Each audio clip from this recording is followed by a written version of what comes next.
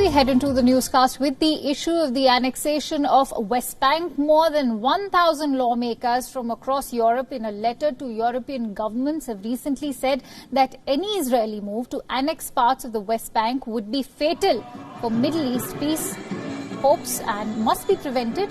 Israeli Prime Minister Benjamin Netanyahu has set July 1st as the date for the start of cabinet discussions on moving forward on annexation.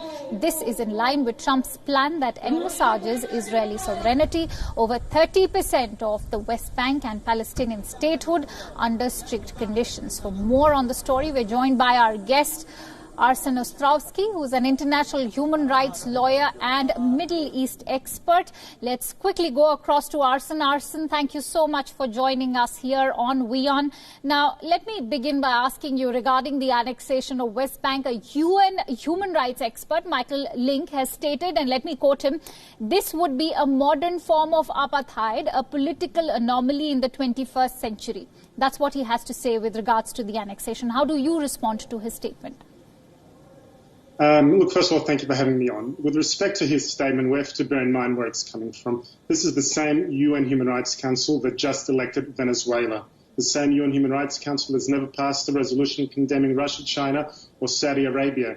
And the very same rapporteur, Michael Link, whose mandate is solely to report on alleged Israeli violations of human rights. Nothing about Palestinian human rights, nothing about Palestinian terror and incitement. So with all due respect to him, this is not exactly a great exemplar of human rights and expertise on the matter.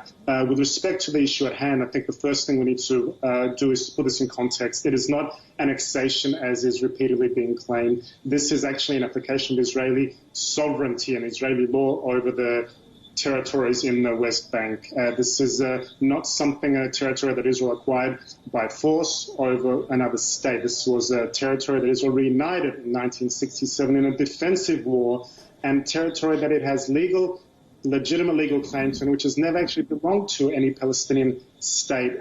So that's something we need to put in context. But at the end of the day, it's in the Palestinian interest to actually move forward with this plan as envisaged under President Trump. It's a plan that for the first time actually gives them a realistic path to statehood, that actually allows for a path to the two-state solution, but one that also takes into account not only their legitimate rights, but also Israel's legitimate security concerns, and also the fact that the Jewish people do have very inextricable links to communities there.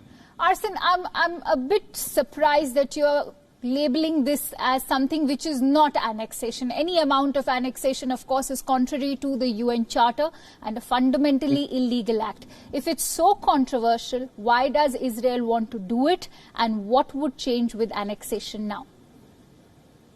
Look, annexation is a very definitive concept in international law, which, as I explained a moment ago, which does not apply in this particular situation. Why doesn't it apply? Why? Because annexation refers to, first of all, land that is acquired by force by one state against another. So what you're saying is that there's no use of force in what is going to happen on 1st of July?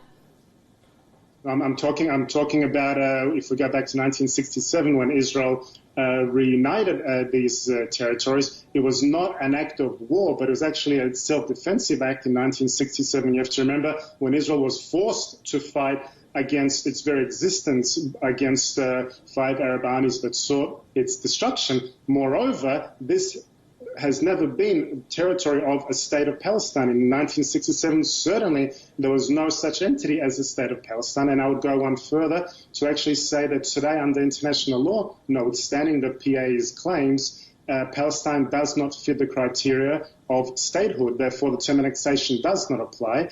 And the proper label in this case is application of Israeli sovereignty or Israeli law to these territories. Right. Okay. Arsen, just days ago, more than 1,000 parliamentarians from across Europe signed a letter strongly opposing plans by Israel to annex parts of the occupied West Bank. How can the international community, particularly the EU, ensure accountability from Israel on this issue? Can EU actually do that? Look, my question is, why should the EU call for accountability only from Israel? What about accountability from our Palestinian neighbors? And that also goes to the heart of the issue. There are two sides to this, and the EU, unfortunately, has repeatedly singled out Israel for condemnation, whereas turning their back to a lot of the Palestinian crimes of aggression, a lot of the ongoing payments to terrorists, which are something like $400 million in aid, much of it coming from the EU.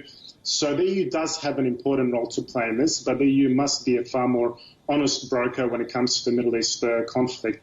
With respect to moving forward, the EU is, as an entity, as a body, works on consensus. And at this point, there's 27 member states of the EU, which at this point do not have consensus in terms of how to proceed on this. There are a number of states who disagree with the manner in which Brussels wishes to issue threats and impose sanctions.